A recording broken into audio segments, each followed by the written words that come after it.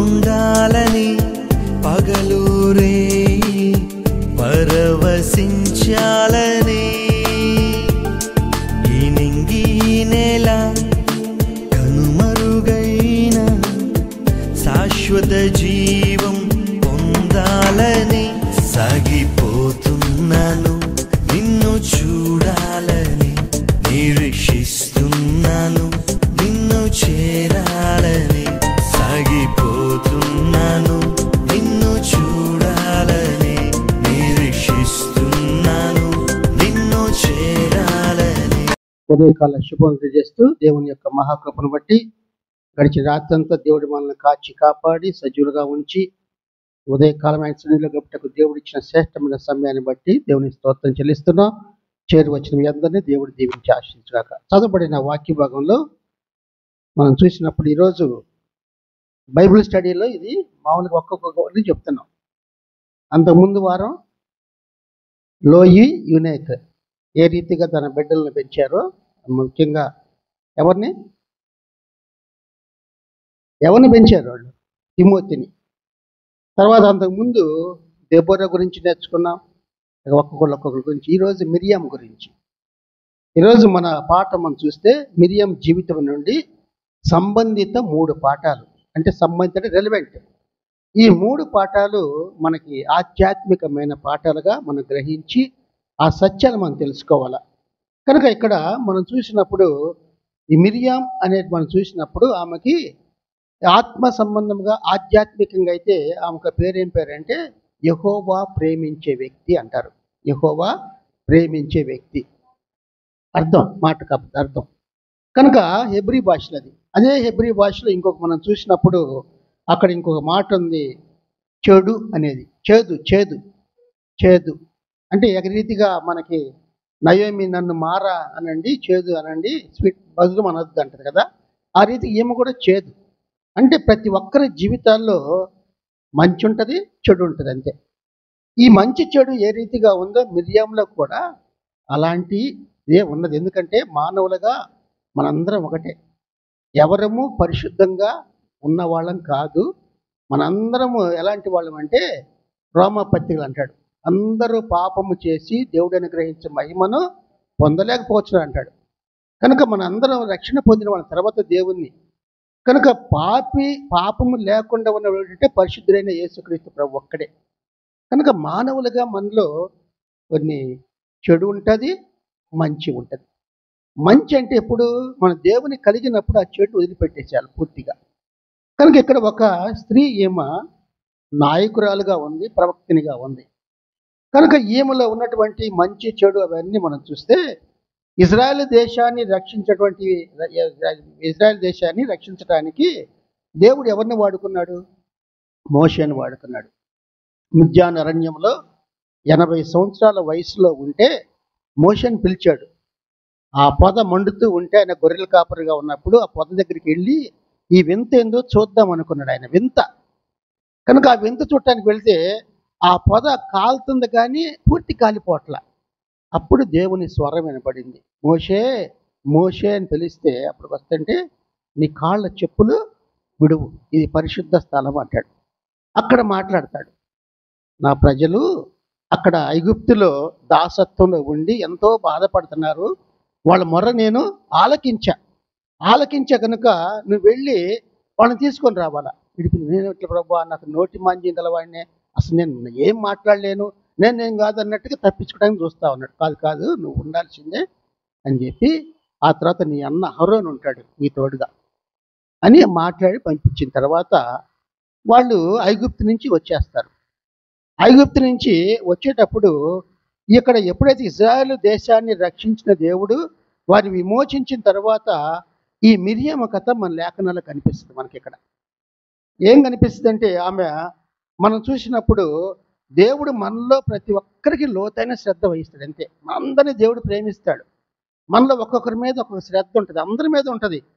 ఆ శ్రద్ధ ఎప్పుడంటే మనం ఆయనకు లోబడినప్పుడు, దేవునికి మనం లోబడినప్పుడు, విధేయత చూపినప్పుడు ఆ లోతైన శ్రద్ధ డీప్గా మనకి ఎప్పుడైతే మనం దేవునిలో ఉంటామో అప్పుడు ఆయన తన ఇష్టానుసారంగా వాడుకుంటాడు. ఆయన మోషే మరి 40 సంవత్సరాలు ఎక్కడున్నాడు? ఎగుప్తులో ఉన్నాడు. ఎక్కడున్నాడు? ఫరో ఇంటిలో ఒక రాజకుమారుడిగా ఉన్న వ్యక్తి తన హెబ్రీల్ని ఎవరైతే కొట్టారో, ఐగుప్తుడు కొడితే అతన్ని కొట్టి చంపేశాడు. అంటే తెలియదు, చంపేశాడు. చంపి ఆ ఇసుకలో పూడ్చిపెడితే ఆ రెండవసారి హెబ్రీలే అంటారు వాళ్ళు తగాదాడుకుంటా, నువ్వు ఆయన చంపావు కదా, మమ్మల్ని కూడా చంపుతావా అన్నారు. భయపడి పారిపోయి వెళ్ళిపోయాడు. అంటే ఆయన వదిలి వేసుకున్నాడు అంతా. ఎక్కడైతే మిద్యానికి వెళ్ళాడో అక్కడ యాజకుడైన మిద్యాను ఆయన ఆ కూతుర్ని వివాహం చేసుకుండు. అక్కడ వివాహం చేసుకున్న తర్వాత 40 సంవత్సరాలు మోషే జీవితంలో 120 సంవత్సరాలు ఆయనతో జీవించింది. 40 సంవత్సరాలు ఐగుప్తులో, 40 సంవత్సరాలు మిద్యాన్లో, మళ్ళీ 40 సంవత్సరాలకి మళ్ళీ ఐగుప్తుకి వచ్చాడు. 120 సంవత్సరాలు ఆయన జీవితం. అయితే మోషేని దేవుడు అంత లోతైన శ్రద్ధగా దేవుడు పిలుచుకున్నాడు మోషేని. ఆ పిలుచుకున్న తర్వాత మనం చూస్తే మిర్యాములో మనం ఒక మాట చూసినప్పుడు ఆమె రక్షించు సోదరి, ఫస్ట్ మొట్టమొదటి పాఠం ఏంటంటే ఆమె ఏంటంటే ప్రొటెక్టివ్ సిస్టర్. ఎవరిని రక్షించింది? మోషేని రక్షించినప్పుడు. మోషే మరి ఆ ఐగుప్తీయులు ఏం చేస్తారంటే, ఫరో రాజు ఈ యొక్క ఇశ్రాయేల్ యొక్క సంతానం పెరిగిపోతుంది, పెరిగిపోవటం వల్ల వాళ్ళ వల్ల మనకు నష్టం వస్తుందేమో, కనుక వీళ్ళ సంతానాన్ని ఆపాలి అంటే వాళ్ళకు పుట్టే ప్రతి మగపిల్లవాడిని చంపేయమంటాడు. ప్రతి మగపిల్లవాడిని చంపమంటే అక్కడున్నటువంటి ఆ ఇద్దరు వాళ్ళు ఉంటారు కదా, ఎవరు? మంత్రసానులు. ఆ మంత్రసానులు వీళ్ళకి సహాయం చేస్తే వాళ్ళు ఏం చెప్పారు, అయ్యా మేము పోగానే వాళ్ళు తెలివిగల వాళ్ళు, చాలా జ్ఞానవంతులు, తెలివిగల వాళ్ళు, వాళ్ళు మేము పోగానే పోయేసరికి వాళ్ళు ప్రసవిస్తున్నారయ్యా అంటారు. ఆ తర్వాత అలాగే ఉన్నటువంటి ఈ యొక్క అంటాడు మొత్తం 2వ అధ్యాయంలో ఒక లేవి అతను ఏం చేస్తాడంటే లేవి కుమార్తెను పెళ్లి చేసుకుంటాడు. లేవీడు ఒకడు. ఆ పెళ్లి చేసుకున్న వాళ్ళు ఎవరెవరు? అమ్రాము, యోకెబెదు. వాళ్ళకు పుట్టినటువంటి ఆఖరి కుమారుడు ఎవడంటే మోషే. ఆ మోషే ఆయన పుట్టి 3 నెలలు ఆమె దాచిపెడితే ఇంకా దాచలేకపోయింది. ఇంకా ఎంత ధైర్యం చేసి దాచిపెట్టిందో. ఎందుకంటే రాజాజ్ఞని అతిక్రమించకూడదు. ఫరో రాజు ఏ ఆజ్ఞ ఇచ్చాడో, ఏమి ఇచ్చాడో శాసనము, ఆ శాసనాన్ని తిరస్కరించకూడదు, పాటించాల. కానీ దాచలేక ఒక్కటి అనుకుందేమో, ఈ దేవుడే ఈ అబ్బాయిని రక్షించాలా అనుకొని ఒక జమ్ము పెట్టి చేసి ఆ జమ్ము పెట్టిలో పిల్లవాడిని భద్రంగా పెట్టి ఆ ఏటి ఒడ్డున పెట్టిందంటే, మరి ఎందుకో దేవుని ప్రణాళిక. ఆ పెట్టినప్పుడు ఇదంతా అక్కడుండి ఎవరు గమనిస్తున్నారు? ఆ పెట్టిన ఎవరు చూస్తున్నారు? మిరియాం చూస్తుంది. దాదాపు 14-15 సంవత్సరాలు ఉంటాయి ఆమెకి, అంతే మిరియాంకి. ఆ చిన్న బాలికగా ఉన్నటువంటి చిన్నమ్మాయి ఆ జమ్ము పెట్టినట్టు వైపే చూస్తా కనిపెట్టుకొని ఉంది. ఫరో కూతురు రావడం, స్నానానికి వచ్చినప్పుడు వాళ్ళు ఏటి ఒడ్డున ఆ పనికత్తెలు ఆమె తిరుగుతూ ఉంటే ఆ పెట్టి చూశారు వాళ్ళు. అప్పుడు ఏమో ఆ పని వాళ్ళని పంపించి చూస్తే ఆ పెట్టెలో ఆ బిడ్డను చూసి ఇంత సుందరంగా ఉన్నాడని చెప్పి ఆమె ఏమనుకుంది, ఒక్కటే అనుకుంది ఆమె, ఈ బిడ్డను రక్షించాలా, ఈ బిడ్డను నేను పెంచుకోవాలని. కానీ అనుకునే లోపలే మిరియాం వచ్చేసింది. అంతే వెంటనే మిరియాం వచ్చి, అమ్మా ఈమెను పెంచడానికి హెబ్రీలో నుంచి ఒక దాసిని తెస్తామా, దాదిని తెమ్మంటావా అంటది. తీసుకోనరా. ఎవరిని తెచ్చింది? తల్లినే తీసుకొచ్చింది. మళ్ళీ అటువంటి ధైర్యవంతురాలు, విశ్వాసము గలది కాబట్టి మిరియాము తన యొక్క తమ్ముడైన మోషేను రక్షించుకున్న స్త్రీ కనుక, రక్షించుకుంది కనుక ఆమె ఆ రీతిగా కాపాడింది మనం చూస్తూ ఉన్నాం. కనుక ఇప్పుడు మనం చూస్తే మిరియాము మోషే ప్రాణాలను కాపాడిన ప్రణాళికలో ఆమె కీలక పాత్ర పోషించింది. మనం ఏం నేర్చుకోవాలి పాఠం అంటే, ఒక తమ్ముడిని ఒక కుటుంబ వ్యవస్థలో ఏ రీతిగా కుటుంబంతో ప్రేమతో కలిసి ఒకరికొకరు బంధంగా ఉండి ఎవరు నశించిపోకుండా, ఎవరు మరణించకుండా కాపాడుటలో మిరియాము ప్రత్యేక పాత్ర పోషించింది. అది ఏంటంటే దేవుని ప్రణాళికలో ఆమెకు అది ఉంది. తర్వాత మనం చూసినప్పుడు ఆ నిర్గమకాండం 2:1-10 తరగతి మీరు చూడండి, ఎందుకంటే నేను చెప్పేసి ఆల్రెడీ. నిర్గమకాండం 2వ అధ్యాయము 1-10 వచనాలు. రెండోదిగా మనం చూస్తే రెండవ పాఠం ఏంటంటే ఆరాధన నాయకురాలు మరియు ప్రవక్త. ఆమె ఆరాధనకి నాయకురాలు మరియు ప్రవక్త అంటాడు. వర్షిప్ లీడర్ అండ్ ప్రాఫిట్ అనమాట. ఆ ప్రాఫిట్ మగోళ్ళనైతే ప్రాఫిట్ అంటాము, ఆడవాళ్ళనైతే ప్రాఫిటస్ అంటాం. అంటే ఏముందమ్మా, ఆరాధన నాయకురాలుగా ఉంది, అలాగే ఒక ప్రవక్తిని కూడా ఉంది ఆమె.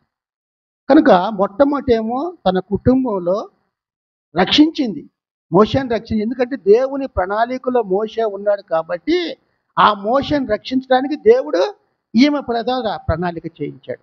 అదొకటి.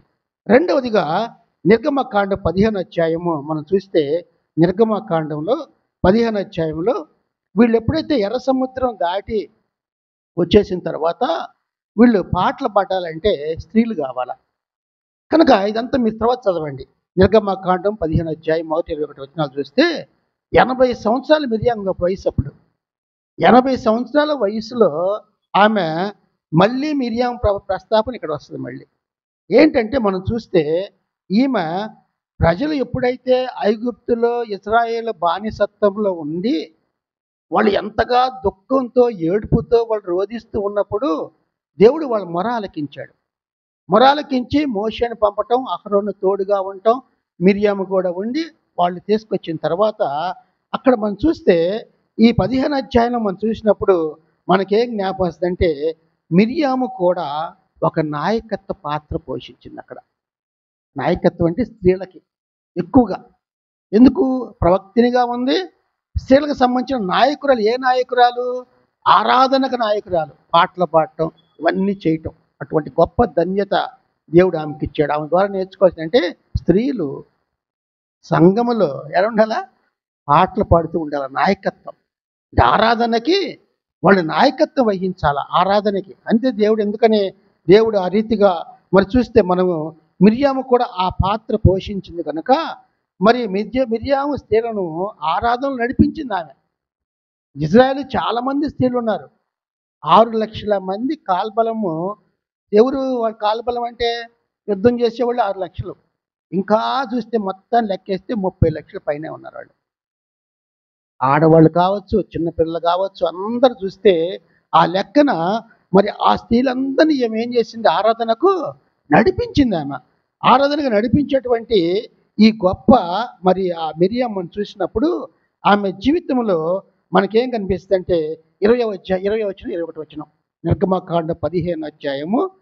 మరియు అహరోను సహోదరియు ప్రవక్తినియగు మిరియాము తంబురను చేత పట్టుకొని స్త్రీలందరూ తంబురతోనూ నాట్యములతోనూ ఆమె వెంబడి వెళ్ళగా మిరియాము వారితో కలిసి ఇట్లా పల్లవెత్తి పాడాను. ఎందుకంటే ఆమెకు తంబూర వాయిద్యం కూడా వాయిస్తారు.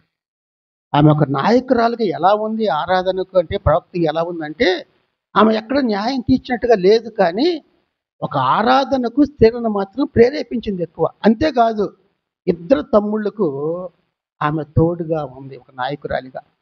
ఏమో పెద్దది. తర్వాత అహరోను తర్వాత మోషే. కనుక ఈ రీతిగా ఆ తమ్ముళ్ళతో పాటు అక్క ఆ ఇశ్రాయేల్ని తీసుకురావటంలో కూడా ఒక పాత్ర పోషించి, నాయకత్వ పాత్ర.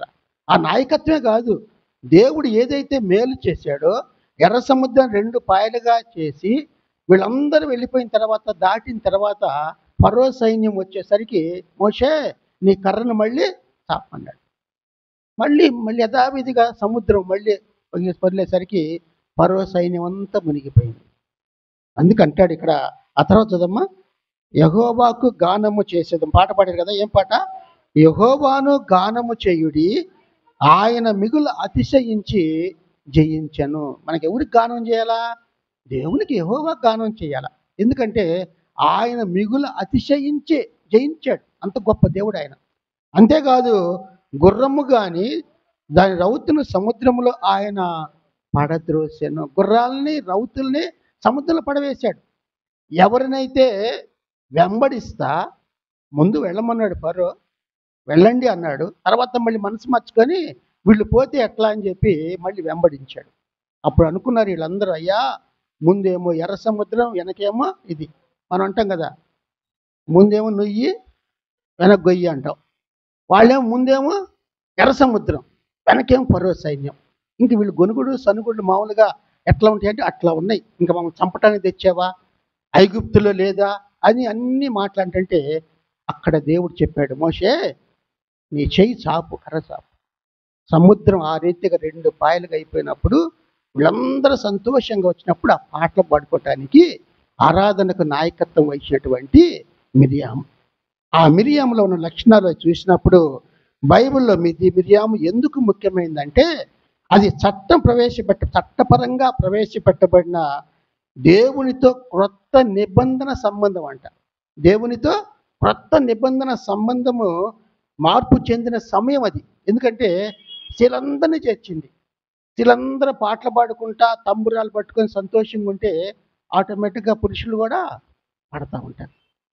అటువంటి నాయకత్వం వహించిందంటే ఈ సంఘటన మనం చూసినప్పుడు మిరియాము పాత్ర దేవుడు స్త్రీలను నాయకత్వ స్థానంలో ఉంచాడని మనం తెలుసుకోవాలి. ఎందుకు?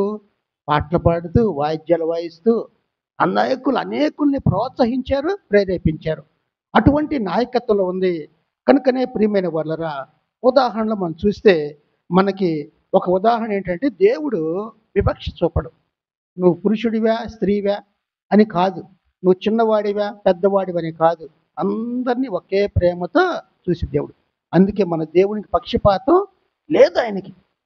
కనుక అటువంటి మరి మిరియాము ఉంది కదా, కనుకనే మిరియాము గురించి మీకా ప్రవక్త ఒక మాట రాశాడు. చూడండి, మీకా గ్రంథం చూస్తే 6వ అధ్యాయము, మీకా గ్రంథము 6వ అధ్యాయము 4వ వచనం అమ్మ. 6వ అధ్యాయం 4వ వచనంలో, 6వ అధ్యాయం 4వ వచనం.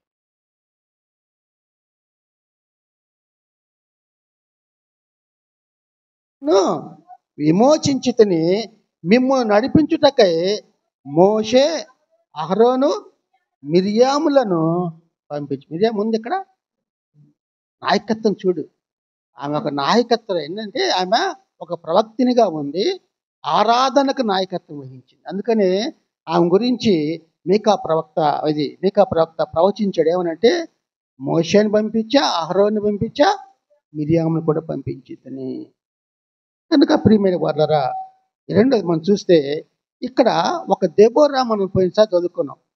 దెబోరా బారాకు తోటి కలిసి ఉంది బాగా. బారాకును యుద్ధానికి వెళ్ళి నువ్వంటే దెబోరాతోటి బారాకు ఏమన్నాడు? నువ్వు వస్తే నేను వెళ్తా అన్నాడు కదా, నువ్వు వస్తే నాతో వెళ్తా అన్నాడు. ఏమేం చేసింది? నేను రాను వెళ్ళానల్లా, కలిసి వెళ్ళింది అంతే. అలాగే ఇక్కడ మిరియాములో ఇంకొక చేదు ఏంటంటే అసంతృప్తి చెందిన స్త్రీ. మూడవదిగా మనం చూస్తే అసంతృప్తి ఎందుకంటే నాయకత్వంలో దేవుడు వాడుకుంటుంటే ఆమె ఇంకా కొంచెం కోరుకుంది. ఆమె ఏమి కోరుకుంది? ఒకసారి మనం చూస్తే ఆ మాటలు మనకు జ్ఞాపకం వస్తుంది. ఎందుకంటే కొంతకాలం తర్వాత మిరియాము పోల్చుకోవడం అనే పాత్రలో ఉంది ఆమె. అంతే, పోల్చుకోవడం అంటే కంపారిజన్. ఎవరిని పోల్చుకుంటుంది? మోషేతో పోల్చుకుంది. మోషేనా గొప్పవాడు, మోషేతోనే దేవుడు మాట్లాడేది, నాతో మాతో మాట్లాడలేదా అని ఎవరిని కూర్చింది? అహరోను కూడా కలుపుకొని వీళ్ళిద్దరు కలిసి మోషే మీదకి వెళ్తున్నారు, మోషే గురించి మాట్లాడుతున్నారు. సంఖ్యాకాండం 12వ అధ్యాయం అని చూస్తే 12వ అధ్యాయము ఎందువల్ల అంటే మోషే వివాహం చేసుకున్నాడని కూచి దేశస్తురాలని దాని గురించి విమర్శిస్తా. అసలు విమర్శ ఏంటంటే మోషేతో మేము సమానము కాదా, దేవుడు మోషేతోటి మాట్లాడా అంటే నేను ప్రవక్తిని కదా, నాతో మాట్లాడలేదా అనేటువంటి తలంపుతో అసూయ గర్వం పెరిగినట్టుగా మనం చూస్తూ ఉంటాం. ఎందుకంటే దేవుడు మనల్ని హెచ్చించే కొద్దీ కొన్నిసార్లు మనం ఏం చేసుకుంటామంటే హెచ్చుగా పోతాం. మన హెచ్చు అంటే ఎక్కువగా. అది దేవుడు అంటాడు అటువంటిది మనకు మంచిది కాదు, ఎంత వినయముగా తగ్గి ఉంటే మంచిది అని దేవుడే మళ్ళీ తర్వాత వాక్య భాగం చెప్తాడు. చూడండి, నిర్గమకాండం 12వ అధ్యాయము మనం చూసినప్పుడు అన్నాడు కదా, సంఖ్యాకాండం 12వ అధ్యాయము పెళ్లి చేసుకుని అతడు పెళ్లి చేసుకున్న ఆ స్త్రీని బట్టి మిరియాము అహరోనులు అతనికి విరోధముగా మాట్లాడిరి. ఇక్కడేమో మోషే అన్యురాల్ని పెళ్లి చేసుకున్నాడు, అన్యురాల్ని పెళ్లి చేసుకుని ఈయన మనం చెప్పేది ఏంది అన్నట్టుగా మళ్ళీ ఒకటి. ఆ తర్వాత మళ్ళీ ఏమంటున్నారు? వారు మోషే చేత మాత్రమే యెహోవా పలికించెనా, ఆయన మా చేతను పలికింపలేదా అని చెప్పుకొనగా. రెండవది అంటే ఏమన్నారు? దేవుడు మోషేతోటే మాట్లాడేదా, ఆయన చేతే పలికించాడా, మాతో మాట్లాడలేదా, మనం నాయకత్వం లేవా అని అహరోనికి దేవుడు ఏమి చేశాడు? ఒక యాజకునిగా స్థిరపరిచాడు ప్రజల కొరకు. మరి ఇక్కడేమో మోషేనేమో మొత్తాన్ని నాయకత్వం వహించమన్నాడు. నీ పనేమో ఏంటి? ఆరాధనకే నాయకురాలు ప్రవక్తివి. అది మర్చిపోయి పోల్చుకునే దానిలో కంపారిజన్లో పడిపోయింది ఆ పాట. ఆ చేదు అనేది ఇక్కడ మనకు కనిపిస్తుంది. చేదు అంటే అసూయ. ఇంకో మాట ఏంటంటే గర్వం అంటాం. కనుక ఇక్కడ ఈ మాటలు మనం చూస్తుంటే మనకి ఏ జ్ఞాపకం వస్తుందంటే అసూయ మరియు అసూయ విమర్శకు దారితీస్తుంది. ఎప్పుడైతే నువ్వు అసూయ పడ్డావో ఎవరి మీద? మోషే మీద. మోషే మీద అసూయ పడ్డావంటే ఎవరిని కలుపుకున్నావు? ఇంకొక తమ్ముడిని కలుపుకున్నావు. మీ ఇద్దరు కలిసి అతని మీద మాట్లాడుతుంటే దేవుడు ఊరుకుంటాడా? దేవుడు విన్నాడంతే. మోషే వినలా, దేవుడు మోషే పక్షమున దేవుడు విన్నాడు. చూడండి తర్వాత ఏముంది అక్కడ మనం చూస్తే, ఆయన మా చేతను పలికింపలేదా అని చెప్పుకొనగా యెహోవా ఆ మాట వినెను. మనం పలికే ప్రతి మాట దేవుడు వింటాడు. కనుక ఇక్కడ మోషే అభిషేకించబడినవాడు, దేవుని చేత అభిషేకించబడ్డాడు, అనాయింటెడ్ పర్సన్. అయితే ఈ అభిషేకించబడిన వ్యక్తి తర్వాత అహరోను కూడా అభిషేకించబడ్డాడు. మరి వీళ్ళు కలిసి ఆయన అంటే దేవునికే ఇది వచ్చిందనమాట. మోషే పోయి దేవునికి చెప్పలా, ఎవరు విన్నారు? దేవుడే విన్నాడు. మనకి మలాకి గ్రంథం 3:16 అంటాడు, యెహోవా యందు భయభక్తి కలిగి ఆయన మాటలు ఎవరైతే మాట్లాడుకుంటా ఉంటారో యెహోవా ఆలకించను అంటాడు. ఆ యెహోవా ఆలకిస్తాడు. అంటే మన ప్రతి మాట దేవుడు ఆలకిస్తాడు. ఎందుకంటే మనం మాట్లాడుతుంది మంచిదా కాదా, మనం ఇతరులతో మనం ఏ రీతిగా ఉంటున్నాం, మనమే ప్రేమించుకున్నామా, ఇతరులను ప్రేమించుకోవట్లేదా? మిరియాము ఇంత బాగా ఆమె సేవ చేసి చివరికి ఏమైంది? అసూయతో పగతో ఆ ఉన్నందువలన మనం చూసినప్పుడు ఇక్కడ మనం చూస్తే ఎప్పుడైతే మోషే ఆ యొక్క మాట అన్నాడో, మోషే గురించి దేవుడు అంటున్నాడు యెహోవా ఆ మాట వినను అని. మోషే భూమి మీద ఉన్న వారందరిలో మిక్కిలి సాత్వికుడు. సాత్వికుడు అంటే మీక్నెస్, తగ్గింపుతనం, హంబుల్. అంటే మోషేలో ఉంది తగ్గింపు, మీలో ఉంది ఏముంది? గర్వం వచ్చింది, అసూయ వచ్చింది. మోషేకి ఎప్పుడు లేదు. అందుకంటాడు తర్వాత, మోషే నా ఇల్లంతటిలో నా ఇల్లు అంటే నా యొక్క మందిరంలో ఎక్కడైనా కానీ నమ్మకమైన వాడు అంతే అన్నాడు. ఆయన సాక్ష్యం ఇచ్చాడు మోషే గురించి. మరి మిరియాం గురించి చెప్పలా, అహరోను గురించి చెప్పలా. ఎందుకంటే అహరోను ఖండించకుండా మిరియాంతో పక్కనే ఉన్నాడు. కనుక ప్రియమైన వాళ్ళరా, ఒక్కోసారి మనం పాఠాల్లో మన జీవితంలో మంచి చెడు అంటే ఇదే. మంచిగా దేవుడు వాడుకుంటాడు మనల్ని. ఆ వాడుకున్నప్పుడు మనం ఎప్పుడైతే మనలో దేవుణ్ణి వదిలిపెట్టేసి దేవుణ్ణి మర్చిపోయి మనుషుల వైపు మనం చూస్తున్నామంటే మనం పడిపోతున్నట్టే తెలుసు. ఆ పడిపోవటానికి అంట కదా, గర్వానికి ముందు, నాశనానికి ముందు గర్వం వస్తుంది అంతే. అంటే మనం పడిపోతున్నాము అంటే మనకు వచ్చేది మొట్టమొదటి ఏమొస్తుంది? గర్వం వస్తుంది. ఈ గర్వము మిరియాములో వచ్చింది. ఎందుకంటే ఆమె రక్షించింది, ఆ బిడ్డను కాపాడింది. దేవుని ప్రణాళికలో మోషే ఉన్నాడు, ఏమున్నాడు, వాళ్ళ తమ్ముడు, పెద్ద తమ్ముడు ఉన్నాడు, అందరు ఉన్నారు. మరి అందరింటి కూడా మనకి ఎందుకు వచ్చింది ఆమెకంటే ఒక్కొక్క జీవితాలు అలా చేదు అనేది ఉంటుంది. మంచి చెడు ఎలా ఉంటుందో ఆ రీతిగా ఉన్నట్టుగా మనం చూస్తూ ఉన్నాం. కనుకనే ఇప్పుడు 6వ అధ్యాయం మనం 12వ అధ్యాయం 6-8 వచనాలు మనం చూస్తే 6-8 వచనాలు వారిద్దరు వెంట 5 చదువు ఒకసారి. 4 యెహోవా మీరు ముగ్గురు ప్రత్యక్షపు గుడారమునకు రండని హఠాత్తుగా మోషే అహరోను మిరియాలకు దేవుడు ఊరుకోల. వెంటనే అంతే. పాత నిబంధన గ్రంథంలో ఉగ్రత వెంట వచ్చేస్తుంది, కొత్త నిబంధనలు రాదు. ఎందుకంటే ఇది కృప కాలం. ఈ కృపకాలంలో దేవుడు సమయం ఇస్తాడు. ఇంకా మారు మనసు పొందుతారు, తప్పు తెలుసుకుంటారు అనుకుంటారు. కానీ అప్పుడైతే ఉగ్రత వెంటనే చేస్తుంది. దేవుడు విన్నప్పుడు వెంటనే ముగ్గురిని ఏమన్నాడు? ప్రత్యక్ష గుడారానికి రమ్మన్నాడు. రమ్మని అక్కడ పిలిచిన తర్వాత ఆ గుడార ద్వారం వద్ద నిలిచిన అహరోను మిర్యాలను పిలిచాడు. వారిద్దరు రాగా ఆయన, నా మాట వినుడి.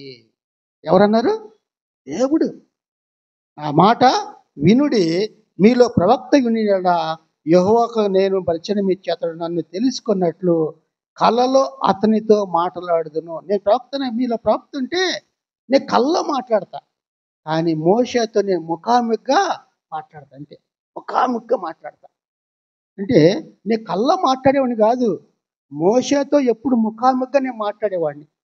కనుక అటువంటి ఉందని చెప్తూ ఒక మాట అన్నాడు, నా సేవకుడైన మోషే అట్టివాడు కాడు, అతను నా ఇల్లంతటిలో నమ్మకమైన వాడు. అంటే మనలో నమ్మకత్వం ఉండాల. మనం చేసే సేవ, మనం చేసే ప్రతి పని దేవునికి అంగీకారమైందా, లేకపోతే మనం దేవుని నమ్మకంగా సేవ చేస్తున్నామా అని మనం పరీక్షించుకోవాలా. నాకు నేను పరీక్షించుకుంటే, ఎందుకంటే నిజంగా నిజమైన సేవ చెయ్యాలి అంటే నమ్మకత్వం మనలో ఉండాలి. ఆ నమ్మకత్వం ఎప్పుడు వస్తుందంటే నమ్మకమైన దేవుణ్ణి మనం కలిగి ఉన్నప్పుడే. ఆ నమ్మకమైన దేవుణ్ణి ఎప్పుడు స్తుతిస్తావో, కలిగి ఉంటావో, అప్పుడు మనలో నమ్మకత్వం వస్తుంది. కనుక మోషే నా ఇల్లంతటిలో నమ్మకమైన వాడు. అటువంటి నమ్మకత్వం దేవుడు సాక్ష్యం ఇచ్చాడు. మనుషులు ఇవ్వాల. మనుషులు సొంత వాళ్ళే, రక్త సంబంధికులే విమర్శిస్తే దేవుడు ఆ పెళ్లి విషయంలో ఇంకేం మాట్లాడకుండా మీరు వచ్చేసేయండి అన్నాడు. అంతే. ఆ వెంటనే ఆ మాటన తర్వాత అన్నాడు, నేను గూఢ భావములతో కాదు, దర్శనమిచ్చి ముఖాముఖిగా అతనితో మాట్లాడుదును. అతడు యెహోవా స్వరూపమును నిదానించి చూచును. దేవుని యొక్క రూపాన్ని నిదానించి చూచేవాడు ఆయన. ఎందుకంటే ముఖాముఖిగా దేవునితో మాట్లాడే వ్యక్తి మోషే. ఎందుకంటే మోషేని దేవుడు వాడుకున్నాడు. ఎందుకు వాడుకున్నాడు? మిద్యాను అరణ్యములో గొర్రెల కాపరిగా ఉండి తన మామ మందని మేపుతూ ఉంటే అక్కడ దేవుడు ప్రత్యక్షమయ్యాడు. పొద ద్వారా ప్రత్యక్షమయ్యి మోషేని పిలిచి నువ్వు వెళ్ళాలి అక్కడికి అన్నాడు. ఎక్కడ భయపడి వచ్చాడు అక్కడికే ధైర్యంతో మళ్ళీ పంపించి ప్రజలను తెప్పించాడు. కనుక అటువంటి వ్యక్తిగా ఉన్నాడు. కనుక అప్పుడు మనం చూస్తే ప్రియమైన వాళ్ళరా, ఇక్కడ మిర్యాము దేవునిచే ప్రత్యక్షంగా బహిరంగంగా గద్దించబడింది. అంతే. మిర్యామే కాదు, అహరోను కూడా. ఎందుకు గద్దించబడ్డారు? అహరోని చెప్పలా, అటు అనబాకమ్మ అనలా. అది ఇది రాసేవాళ్ళు కాదుగా. అంత బాగా ఆమె తమ్ముని రక్షించుకుంది, ఒక ప్రవక్తినిగా ఉంది, ఆరాధనకు నాయకుడిగా ఉండి అనేక స్త్రీలను ఆరాధన నడిపించింది. ఆ తమ్ముర వాయించటంలో అంత బాగా వాయిస్తుంట. ఆమెతో పాటు ఆ స్త్రీలకు కూడా నేర్పితే వాళ్ళు కూడా తంబురాలు పట్టుకొని పాటలు పాడుతూ అంత దేవుని స్తుతించేవాళ్ళు, యెహోవా గానం చేయదమని పాటలు పాడేవాళ్ళు. మరి ఈ రీతిగా ఉన్నారంటే ఎందువల్ల అంటే అసూయ అనేది ఆ రీతిగా తీసుకొస్తుంది. తమ్ముడు లేదు, ఏమి లేదు. ఆ టైం వస్తే ఎవరి మీదైనా, మనం కూడా అంతే. అన్నదమ్ముడు లేదు, అక్క చెల్లి లేదు, కొడుకు లేదు, తండ్రి లేదు, తల్లి ఏమి లేదు. అంతే. మన కోపం వస్తే ఆ అసూయ ఏంటంటే నేను వాళ్ళలాగా ఉండాలా, వీళ్ళలాగా ఉండాలా అని మనం కోరుకుంటే ఆ పోల్చుకోవద్దు దేవుడు అంటాడు. ఎక్కడ ఎవరు ఉండాలో అక్కడ ఉండండి అంటాడు. అంతే. మోషే ఎక్కడున్నాడు? నేను నాయకత్వాన్ని పిలుచుకున్నా, నాయకత్వం అన్నాడు. అహరోను ఎక్కడున్నాడు? యాజకుడుగా ఉన్నాడు. ఇశ్రాయేలు ప్రజలకు యాజకుడుగా ఉన్నాడు. అహరోను కుమారులు కూడా యాజకులుగా ఉన్నారు.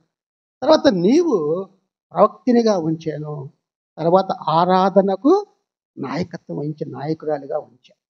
అంతేగాని మోషేతో పోల్చుకుంటే అది మంచిది కాదు. అసూయ అనేది దేవుడు జ్ఞాపకం చేస్తున్నాడు.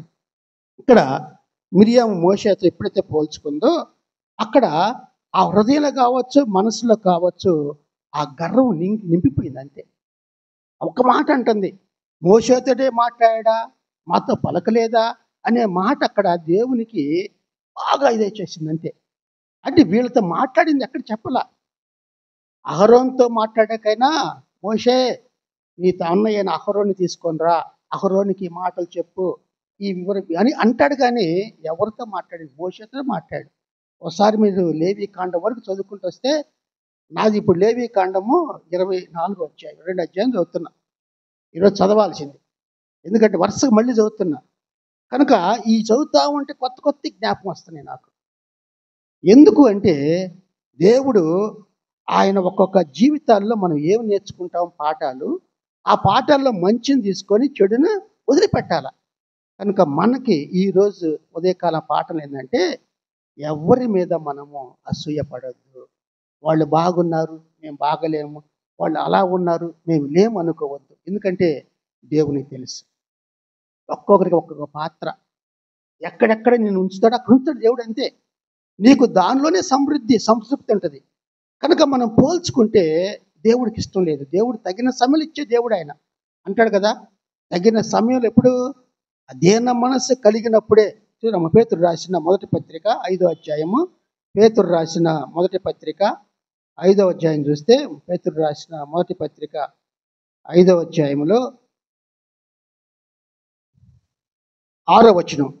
దేవుడు తగిన సమయం అందు మిమ్మల్ని హెచ్చించినట్లు ఆయన బలిష్టమైన చేతుల కిందగా దీన మనస్కులుగా ఉండే. దేవుని చేతుల కింద దీన మనసు కలిగి ఉండాల.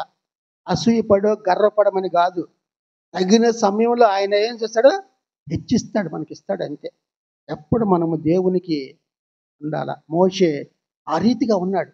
మోషే అని పిలిస్తే మోషే వెంటనే వెళ్ళేవాడు. మోషే సినాయి కొండ మీదకి రా అంటే 40 రోజులు ఆహారం లేకుండా, నీళ్లు లేకుండా దేవునితో పాటు గడిపినవాడు మోషే. అటువంటి గొప్ప నాయకుడు. ఆ నాయకుడు మరి ఆ రీతిగా ఉంటే దేవుడు ప్రతిసారి మోషే మోషే అని పిలిస్తే మరి ఎప్పుడు నిద్రపోతాడో తెలియదు మరి. ఎందుకంటే అంతమంది జనాంగాన్ని నడిపించాలంటే అతనికి ఏం కావాలా? అతనికి దీనత్వం ఉండాలి ఆయనలో, దీన మనస్సు ఉంది ఆయనలో. అందుకనే మోషే సాత్వికుడు అన్నాడు. నా ఇల్లంతట్లో నమ్మకం వాడు అన్నాడు. కనుక ఆ సాత్వికం, తగ్గింపు జీవితం ఎప్పుడు వస్తుందంటే దేవుని యొక్క బలిష్టమైన చేతుల కిందకి మనం వచ్చినప్పుడే వస్తాయి.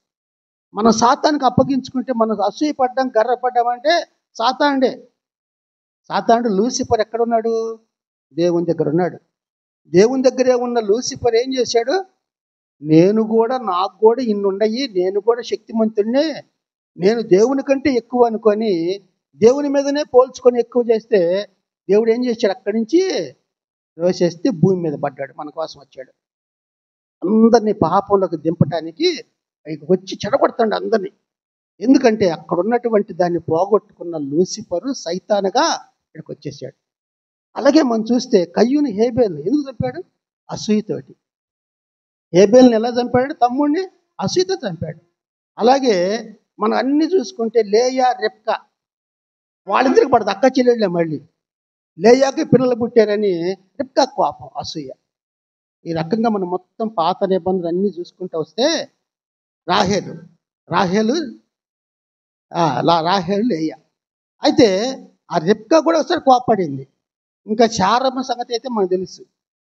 ఆమె కోప్పడింది. ఏం చేసింది? దేవుడు ప్రణాళిక లేకుండా ఏం తెలియదు కానీ అబ్రాముని ఎవరినిచ్చింది? ఆగర్కి ఇచ్చింది. ఆమె ఎప్పుడైతే పిల్లవాడిని గర్భవతి అయిందో తెలుసుకుందో ఇక అసూయపడింది. ఈ రకంగా మనం చూస్తే అసూయకు ఏంటంటే పాపానికి దగ్గరగా ఉంటుంది. ఆ అసూయ ఆ పాపంలో పడిపోవటానికి, అంటే దేవుడి నుంచి దూరంగా పోవడానికే మనకి ఇదనమాట. ఈ రకంగా ఈరోజు మనకి మిరియాములో మనం నేర్చుకున్నటువంటి పాఠము. కనుక ఈ పాఠంలో మనం చూస్తే మనకి ఏం గుర్తొస్తుందంటే, కొత్త నిబంధనలో యోహాను రాసిన మొదటి పత్రిక 2వ అధ్యాయం 15-16 వచనం అంటాడు, ఈ లోకమును లోకమున్న వాటిని ప్రేమించొద్దు. లోకంలో ఉన్నదంతా ఏముంది? శరీరాశ, నేత్రాశ, జీవటంబం. శరీరాశ, నేత్రాశ, జీవటం అంటే గర్వం. కనుక శరీరంతో ఏం చేస్తావు నువ్వు? కేవలము మనకి భోగం అనమాట. అని మేము బాగా బ్రతకాలా, మేము బాగా జీవించాలా అని మనం అనుకుంటూ ఉంటాం. అది శరీరాశ. నేత్రాశ అంటే మనం చూస్తే దురాశ మరి వాటి మనం చూసినప్పుడు దురాశ వలన ఏమొస్తుంది? దురాశ గర్భము ధరించి పాపమును కలను, పాపము మరణం అంటారు. దురాశ నేత్ర వల్ల. తర్వాత 3వది జీవకుటంబం అంటే గర్వం, ప్రైడ్ అనమాట. ఈ ప్రైడ్ ఏం చేస్తుందంటే స్వార్థపూరితం. నేనే బాగుండాలా, నేనే ఇది, అవతల వాళ్ళు బాగుండకూడదు, అవతల వాళ్ళు ఇదే అనుకుంటా ఉంటాం మనం అంతే. ఆ స్వార్థంతో ఏం చేస్తామంటే దానిలోనే వాళ్ళ జీవితం పాతుకుపోతూ ఉంటుంది, అంతే, దానిలో ఉండిపోతారు అంతే. అంటే పాపంలో కూరుకుపోయినట్టు వాళ్ళు. ఇది యోహాను భక్తుడు అంటున్నాడు, మీరు లోకాన్ని ప్రేమించొద్దు. లోకంలో ఉన్నదంతా శరీరాశ, నేత్రాశ, జీవటంబం. కనుకని మనం కూడా నేర్చుకోవాల్సింది మిరియాములో ఉన్నటువంటి ఆ చివరి పాఠంలో ఏంటంటే అసూయ పట్టం, అసూయ వల్ల గర్వం రావటం. ఎందుకు వచ్చిందంటే పోల్చుకుంది, మోషేతో పోల్చుకుంది. ఆ పోల్చుకున్న మాటలు దేవుడు విన్నాడు, యెహోవా విన్నాడు. విని ఆయన మీ ముగ్గురు మోషే అక్కడ లేడు, మోషేకి చెప్పాడు, మోషే మీ ముగ్గురు కలిసి ప్రత్యక్షపడడానికి రండి అన్నాడు. వాళ్ళకి చెప్పాడు, వచ్చి నిలబడ్డారు. వాళ్ళిద్దరికి పనిష్మెంట్ మాట్లాడి మోషే గురించి మొత్తం చెప్పి సాక్ష్యం ఇచ్చి అప్పుడు అన్నాడు, ఇక అప్పుడు ఇంకేమొచ్చింది, కుస్తీ వచ్చింది. ఒక కాన్సిక్వెన్స్ అంటాం, అంటే పరిణామం. మనం పాపం చేస్తుంటే పాపానికి ఒక కాన్సిక్వెన్స్ ఉంటుంది. ఏం పాపం వల్ల వచ్చే జీతం మరణం. కనుక మనం ఏం చేస్తున్నామో దానికి ఒక కాన్సిక్వెన్స్ అంటే పరిణామం ఉంటుంది గ్యారెంటీగా. అది మనం ఆలోచించుకోవాలా. మిరియాము ఆలోచించాల, తొందరపడింది, అసూయ పడింది, గర్వపడింది, తమ్ముడని కూడా మర్చిపోయింది. నేను కాపాడానే ఈ బిడ్డని, దేవుని ప్రణాళికలో ఇంతగా నడిపించేమే అని మర్చిపోయి మానవ యొక్క మనస్సు హృదయంతో ఆలోచించి ఆమెకు కుష్టి వ్యాధి తెచ్చుకుంది. అప్పుడు దేవుడు అన్నాడు, మోషే నా దేవా, ఎలుగెత్తి ఏడ్చి దేవునికి మొర్రపెట్టాడు, ఏమన్నా కాపాడయ్యా కాపాడంటే, మోషే వీళ్ళ తండ్రి ఈమె మీద ఉమ్మి వేసి 7 సార్లు ఉమ్మి వేస్తే 7 దినాలు ఏమో ఊరికి వెలుపల ఉండాలంతే. ఊరి వెలుపల ఉన్నప్పుడు ఆ తర్వాత అప్పుడు బాగుపడుద్ది అన్నాడు. దేవుడు వెంటనే పశ్చాత్తాపం చూపించాడు. ఎందుకంటే మిరియాము కూడా పశ్చాత్తాపడింది అక్కడ. మోషే ఎలుగెత్తి ఏడ్చాడు. మోషే ఎప్పుడైతే మిరియాము కోసం ప్రార్థన చేశాడో దేవుడు వెంటనే ఆయన కోపం పోయింది, పశ్చాత్తాపాడు. అప్పుడు చెప్పాడు రెమెడీ ఏంటంటే, ప్రతి దానికి ఒక అవకాశం ఉంటుంది.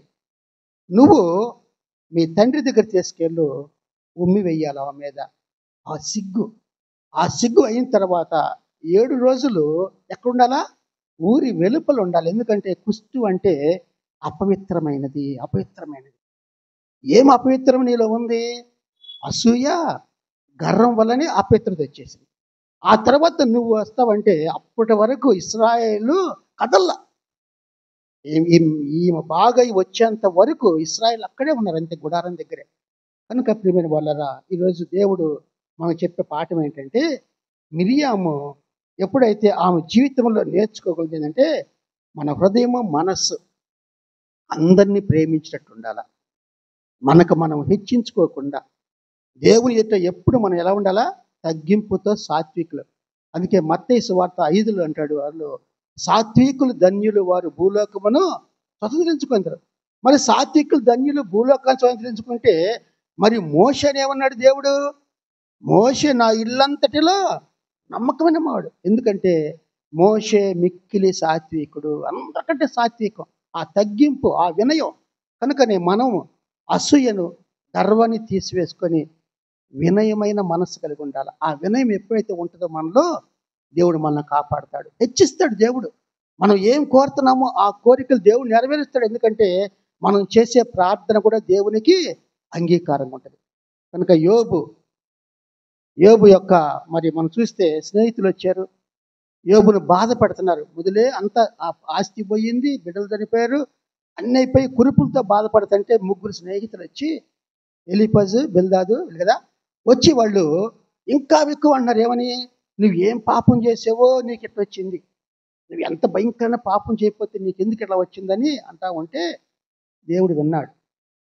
విని ఇంత 42 అధ్యాయంకి వచ్చేసరికి అక్కడ అంటాడు, మీరు యోబు గురించి చాలా ఎక్కువగా మాట్లాడారు కనుక మీరు బలి అర్పించాలా, మీ పాపాలు పోవాలంటే. అంతేకాదు, మీ గురించి నా సేవకుడైన యోబు ప్రార్థన చేయాలి నాకంతే. నా సేవకుడు యోబు ప్రార్థన చేస్తే మేము ఆలకిస్తా, అంగీకరిస్తాం మిమ్మల్ని, లేకపోతే పనిష్మెంట్.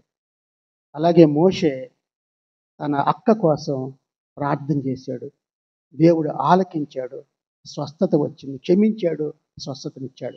కనుక ఈరోజు మన పాఠంలో మరి అంత గొప్పగా సేవకురాలుగా, ప్రవక్తినిగా, నాయకురాలిగా ఉన్నటువంటి ఆమె, తమ్ముడిని రక్షించడంలో ధైర్యంగా విశ్వాసం ఉన్నటువంటి ఆమె, ఒక్క చేదు దాని వలన, అసూయ వలన ఈ రకంగా మనం చూస్తాం. కనుక దాన్ని విడిచి మనము ఆ ముందు రెండు మనం ఉండి దేవునిలో వినయంగా మనం జీవించాలి. తగ్గింపుతో జీవిస్తే దేవుడు మనం కాపాడతాడు. ప్రార్థన చేసుకుందాం. అందరి తాళ్ళ ఉంచి, ప్రభువా మీ కృపను బట్టి ప్రభా మాకు ఈ ఉదయ కాలమున మీరు మాతో మాట్లాడారయ్యా. మీ అమూల్యమైన మాటలు తండ్రి, మిరియాము జీవితం ద్వారా మేము నేర్చుకోవటానికి మాకు ఇచ్చిన పాఠములను బట్టి మీకు స్తోత్రములు నాయన. మిరియాము తండ్రి తన తమ్ముడైనటువంటి మోషేను ప్రభా చిన్న బావుడి శిశువుగా ఉన్నప్పుడే రక్షించిన నాయన. దేవుని ప్రణాళికను బట్టి ఆమెను మీ ప్రణాళికలో చేర్చుకొని నాయన, అహరోను కూడా ప్రభా నాయన, వారి ముగ్గురు అన్న తమ్ముళ్ళు, తండ్రి, అక్క నాయన, ఇశ్రాయేలుని ప్రభా నాయన ఐగుప్తు నుంచి నడిపించడంలో ప్రభా ఎంతగా మీరు వాడుకున్నారు నాయన.